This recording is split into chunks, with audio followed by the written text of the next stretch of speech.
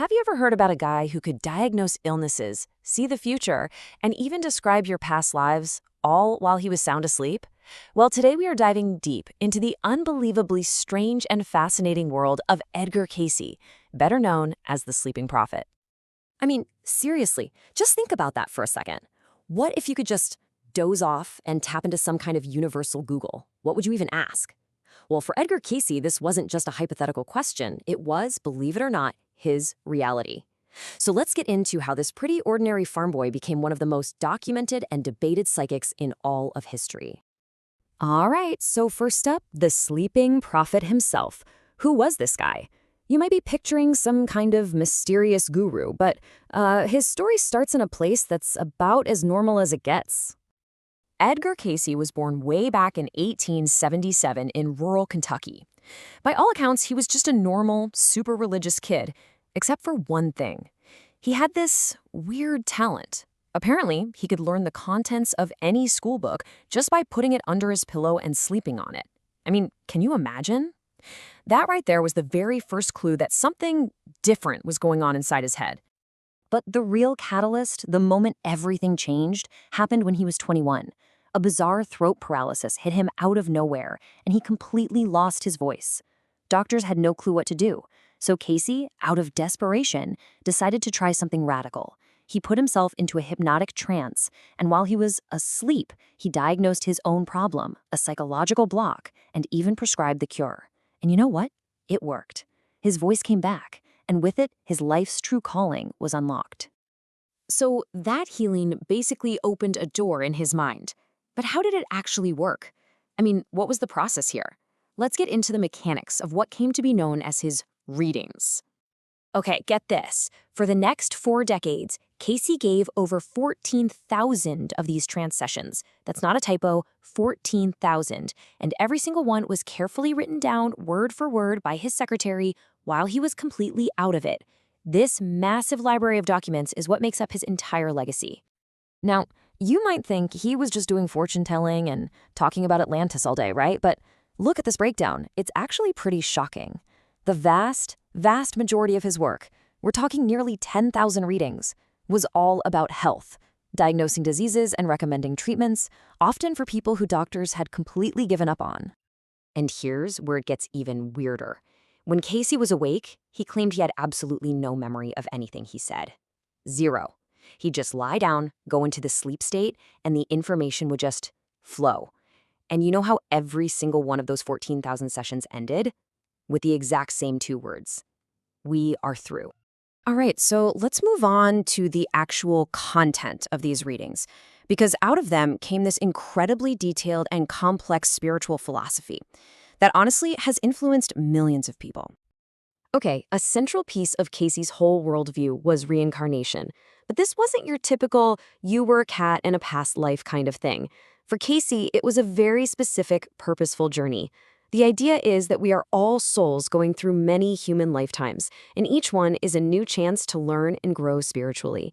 In his mind, we're not humans trying to have a spiritual experience, we're spiritual beings having a human one.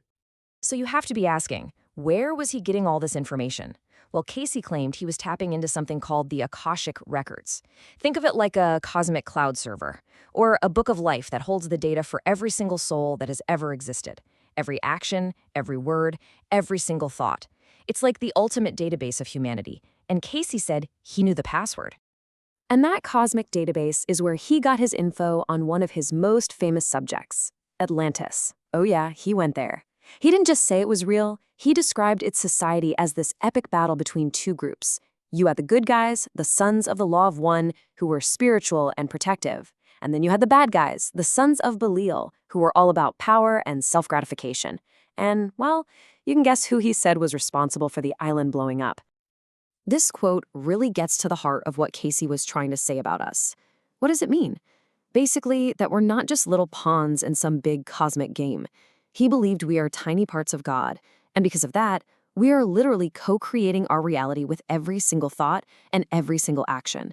It's a pretty empowering idea, right? Now, this all fed into his very unique take on Christianity. He drew a big line between Jesus the person and what he called the Christ consciousness. He saw this as a state of awareness, the moment a soul fully realizes it's one with God. And he believed this state is the ultimate goal for every single one of us. So in his view, Jesus wasn't some unattainable exception. He was our elder brother who simply achieved it first and showed us the path. Of course, we can't talk about Edgar Cayce without getting into the predictions. This is what he's really famous for. So let's be fair and look at the actual record, the hits and, yep, the misses. Okay, his track record is a wild ride. He had some, frankly, stunning hits. He predicted the end of the Great Depression, he warned about the conflict that would become World War II, and he foresaw the deaths of 2 U.S. presidents, FDR and, it's widely believed, JFK. But he also had some big misses. Most famously, he predicted that the Atlantean Hall of Records would be found in 1998. Well, last I checked, we're still waiting on that one. And then there are some of his really out there geopolitical predictions that people are still debating today. He said that one day China would become the cradle of Christianity, which is a head-scratcher. And he also famously said that out of Russia comes the hope of the world. Not from communism, he specified, but from a new kind of spiritual freedom. So with all this wild stuff, past lives, prophecies, Atlantis, why are we still talking about this guy? What is it about Edgar Cayce that gives him such a lasting impact? Well, for starters, his work is bigger now than it was when he was alive. The organization he founded, the Association for Research and Enlightenment, or ARE, is a global phenomenon. It has centers in more than 25 countries, all dedicated to studying those 14,000 readings. His legacy isn't just surviving, it's actually thriving. And you can see his influence everywhere in modern spirituality. Think about it. The idea of holistic health, that your mind and body are connected. Using your dreams to understand yourself. The concept of reincarnation for personal growth. All these ideas that are so common now, Cayce was talking about this stuff a century ago. He was way ahead of the curve. But you know, for all the fame, his life wasn't easy. This quote from him really hits home. It shows you the personal costs of what he did. He dealt with so much skepticism and ridicule. But at the end of the day, he said it was all worth it for the simple satisfaction of helping people who were suffering. For him, that was the whole point. So we're left with the big question. Who was Edgar Cayce? Was he a true psychic plugged into some divine source? Was he just an incredible master of his own subconscious mind? Or was he something else, something we don't even have words for yet? The thousands of readings he left behind are proof of an extraordinary life. But the real answer to the mystery of the sleeping prophet, well, that might be one secret he took with him.